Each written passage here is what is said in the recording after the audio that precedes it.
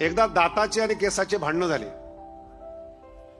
दात गोरे, गुलाबजाम जिलेबी खाणारे, हे उन्हातच केस, हे अल्पसंख्याक,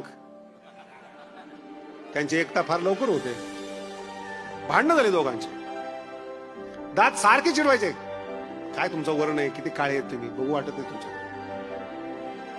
मग कशी तरी केसांची एकता झाली आणि मिटिंग झाली. कुठपर्यंत टोमणे ऐकायचे.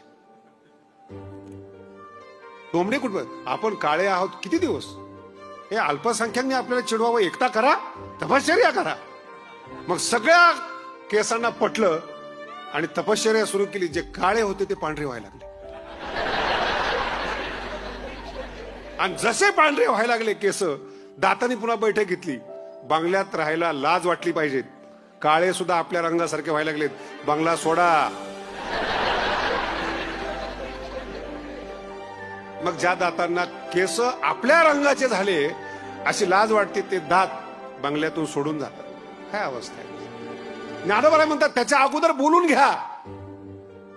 बोलता येत नाही त्यावेळेस प्रवचन नका करू.